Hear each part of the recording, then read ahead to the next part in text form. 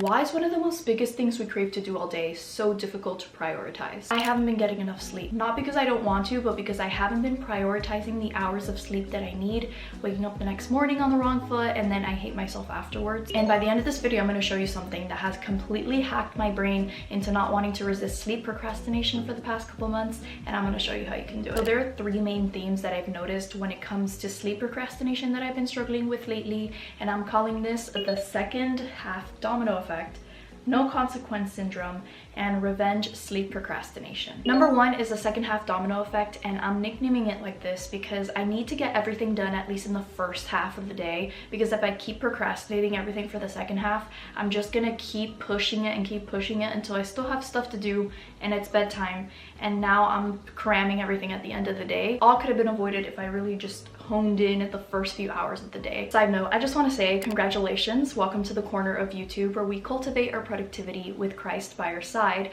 And this is part 3 of a 4-part series I am calling Temple Therapy, where we talk everything healthy diets, sleep, exercise, and how we can use that information to glorify God in our earthly bodies. And I'm so excited that you're here. The second half domino effect is strictly a consequence from something I like to call revenge morning procrastination. What I do in the morning is that I procrastinate a lot of these things because I didn't want to do anything in the morning, so I get everything done at like 3 or 4 p.m. and then it adds on to everything I need to do that's besides from work, and especially since I work from home, it just becomes like a big cramming session at the end of the day. It's understandable, and this is something that I'm still struggling with personally. Now you're in a point where you can't go to bed on time because you didn't prioritize those first few hours. Extreme cases that I know people have extremely busy lives, and there are people who do continue to cram and work the whole day and they still don't have time to go to sleep at night. And if sleep is a really important thing to you, maybe lighting your load during the day is something you should really think about. But at least for me, I know I have enough time in the day to do everything that I need to do. I know that if I end up doing something last minute, it's because something went wrong in the morning. I did not prioritize certain things. This is something that became such a big issue after I graduated college because I didn't have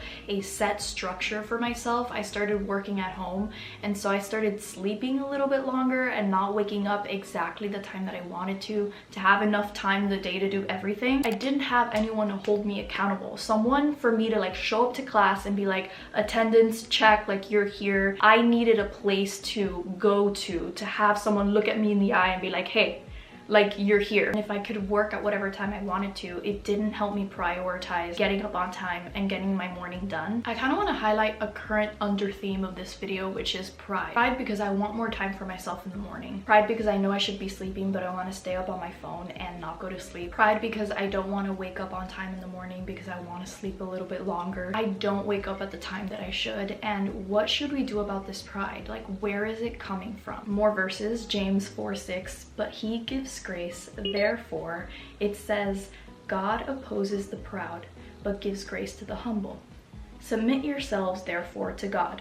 Resist the devil, and he will flee from you. Philippians 2:7-8, but he emptied himself by taking the form of a servant, being born in the likeness of men, and being found in human form, he humbled himself by becoming obedient to the point of death, even death on a cross. I love this verse because it even exposes the little whiny things that I say. Like, Jesus submitted himself as a servant, and he submitted himself to the point of death, and I'm here complaining because I'm not getting enough sleep or I'm not prioritizing things that I need to prioritize in the first place. It doesn't take away from the fact that it's hard becoming an adult and prioritizing these things and like rerouting your brain to like really analyze like what you're doing with yourself and your time management. But it's another thing to be like, no, but this is so hard and so stressful, like, to complain about it. There's so many other things to complain about in life that is just like not something I want to waste my time doing. Prioritize working on the first half of the day. And once you do that, you will see how the rest of the domino effect of the rest of your day, how that is really gonna affect how now it's almost bedtime and you're not cramming to do like last minute things, and you actually have like half an hour, 40 minutes to like read a book, play like an instrument that you like to play, like crochet something, paint, whatever you like to do as like a side hobby. Taking the first half of that free time that you have to like do whatever you want to do, and then taking the next half to kind of really wind down and just like put on the TV to like go to sleep or something like that. I love to do that. I just put a sleep timer on. I tried a salted maple latte today with almond milk. So good. Number 2 is a no consequence syndrome, and this is what happens with people in the weekends. They have nothing to wake up to in the morning, at least not a regular 9 to 5, and so they wake up, they have like a slower morning, at least Saturday or Sunday morning, which is understandable. It's okay, just have a Sabbath day to rest from the whole week. But the reason why I'm saying no consequence is because if you get up at a later time, all of the time that you procrastinated going to sleep like the night before, you're not gonna feel the sleep deprivation because you woke up at a later time. It doesn't force you to go to sleep that night at a regular time, because I know that if I have to wake up the next morning at a very specific time and it's already past my bedtime, I know I'm gonna completely regret the next day. It's gonna be so hard for me to actually get out of bed because I took away an hour and a half of sleep.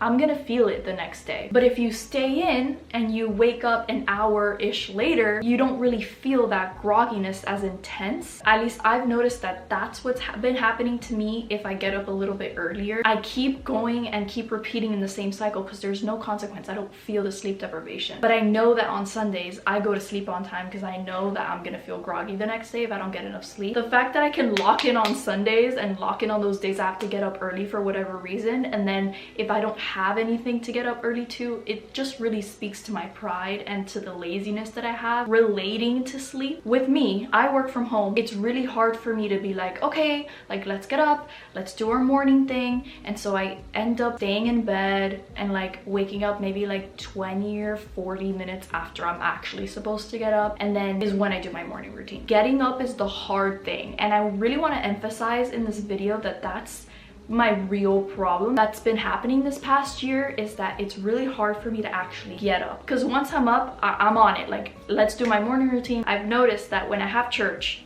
and I have to show up at the 9 a.m. service, it is so easy for me to get up.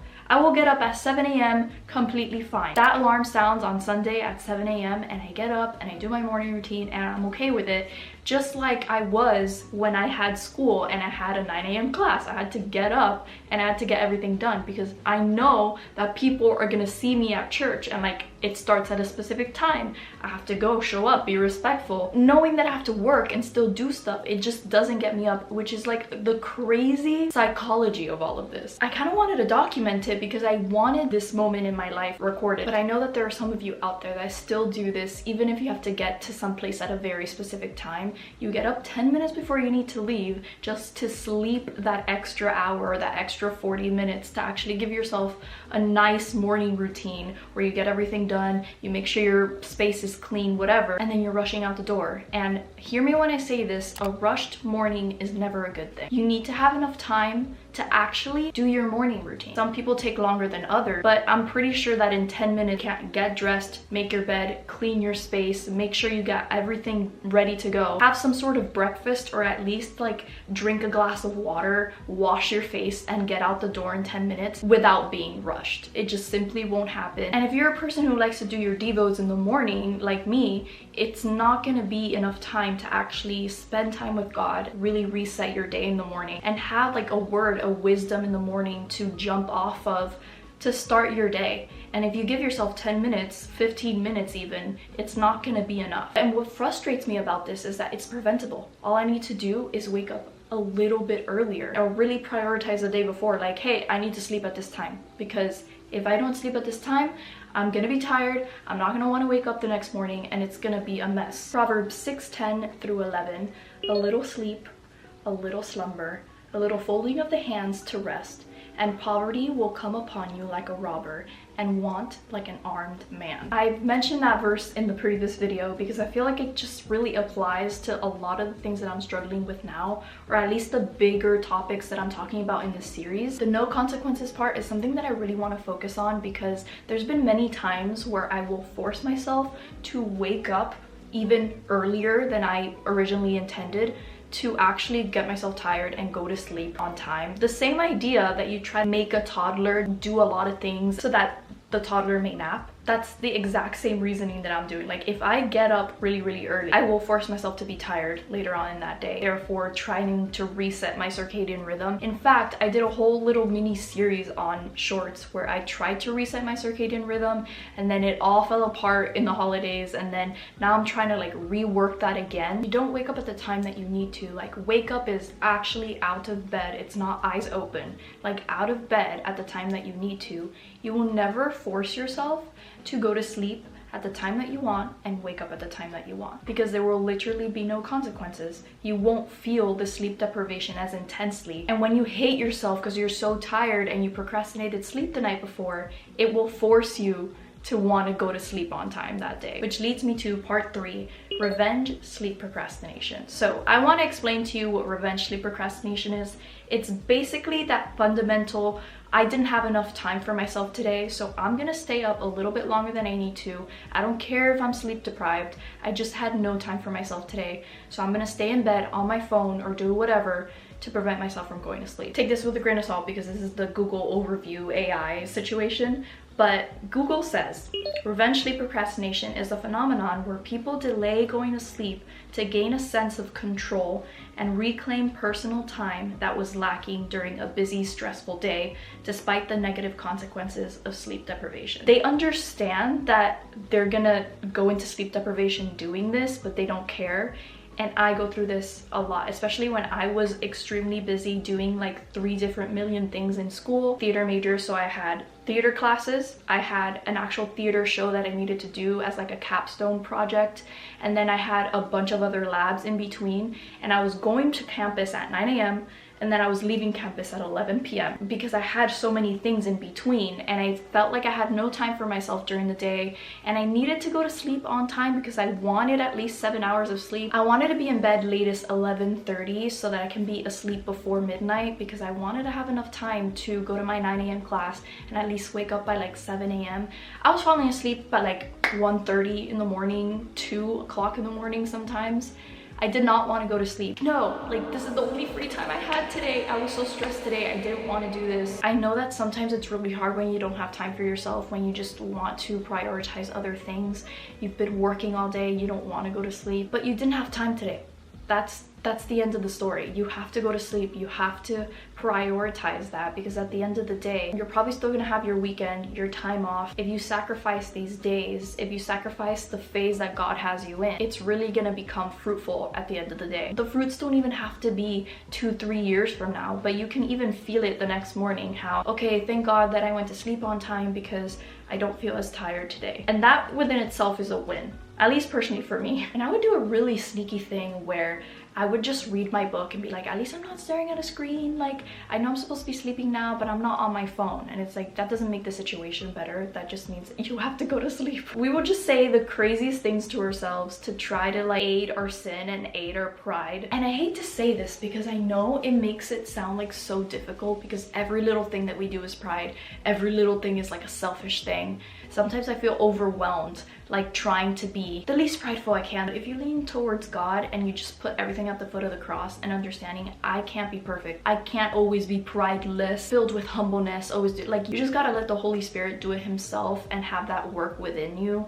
and don't rely on yourself to try to make yourself perfect or try to never have pride or never have ego, because I've definitely been in that position myself. It almost became like a game, like, oh, I was prideful yesterday and I didn't go to sleep on time, like, and I would get so frustrated with myself. It's like, okay, it's good that you have your heart in the right place where you don't want to be prideful, but it's not helping anyone when you're like really condemning yourself on your pride or really condemning yourself on every little sin that you do. There's definitely been times where I need to go to sleep, I have no time for anything else, and I'm setting the bed, I'm going to sleep already, and I feel the tantrum happening within me, like, no, I had no time today. I want to read my book, I want to crochet something, I want to watch TV. I have to prioritize this. This is the season God has me in. If I don't have time to do it today, then I don't have time to do it today. And if it's a consequence of procrastinating my morning and like pushing everything towards the end of the day, well, now I'm reaping the consequences of that, and I have to accept the consequences of my actions. I can't keep pushing it, because then I don't learn. I wake up tired and then I regret what I did, and there's no point. And I'm the type of person that I need like 7.5 hours of sleep. If I get anything less than 6.5, 7 ideally, I will definitely feel it, and I will feel so bad. And then I try to have caffeine to like make myself stay up, and it's not really aiding my health at all. So some days my flesh does win and I do revenge sleep procrastinate. But by the grace of God, I've really been getting better at that, and like understanding like, no, this is a pride thing, like let's go to sleep, it's okay. And I feel so much better when I wake up the next day. I'm so proud of the decision that I made. I'm just a girl trying to become an adult and like understanding like, okay, it's all about serving others and putting down your pride, and there are just some things in your life that call for that. I want to emphasize that wanting to relax or have like a night routine before you go to sleep is fine, but if you don't have that time, don't do it, okay? Because you can rest crocheting and like reading a book, but when you're sleeping, you're also sleeping and resting, which is the main priority. Welcome to this point of the video. This is how I've hacked my brain into not wanting to sleep procrastinate, and it's helped me for the past couple of months. So it is to give yourself a time frame to go to sleep. Let's say I want to be asleep by 11 p.m. So you're not going to go to bed and be asleep in 0.2 seconds. It's going to take max 5 minutes to go to sleep. So give yourself a time frame to be in bed and then to be asleep. Both of those time frames have you in mind. So if you think that you want your nighttime routine to be a little bit longer, a little bit shorter, whatever the case may be, frame this for yourself personally in your schedule. But for me, I know I want to be asleep by 11 p.m. So that means that I have to be in bed by 10:30. But I'm not in bed by 10:30 if I tell myself, hey, be in bed by 10:30. It's just not gonna happen. So I tell myself, okay, I have to be in bed between 10:15 and 10:30. Imagine you're looking straight at a target, and the target is super duper tiny, and the little tiny target is the minute 10:30. It's very hard to hit that if it's super tiny. If the target is bigger, if you have like a 15-minute window of like, okay, I need to be in bed between these 15 minutes and the 10:30 is the latest that I have to be in bed, and that's what's going to be prioritized. So you're going to be in bed latest 10:30 if you give yourself 10:15 to 10:30. Don't aim for 10:30. Aim for 10:15, and if you're late, you're at least in bed by 10:30, which is what you wanted. I don't know if that made sense, but it's helped me tremendously, and I can't believe I didn't figure this out until now, because this is what I do in the morning. I give myself like a 10 to 15 minute time frame of when I need to be out the door. If I give myself that time frame, it usually works out because I don't ever feel like I'm late, because I gave myself that original time frame. And I've recently been applying this to my nighttime routine, and it's changed the game. I almost use it like a little game, like I got to bed on time, like I did it, this is the 15-minute window that I have to be in bed, and then I have like a half hour to like do whatever I want, rest, and then put on the TV, and then I'm asleep by 11, which is what I wanted. If you want to have a longer chat about sleep and morning routines, tap here, because I made a video on how I perfected the first 20 minutes of my morning once I'm out of bed, and how it's actually helped me prevent that morning procrastination and not cram everything at the second half of the day. If you enjoyed it, please like this video, because that's how you let me know. Subscribe for more videos like these, and hit the little bell notification right next to the subscribe button so that you get notified every single time that I post, and I will see you guys next time. God bless you. Bye.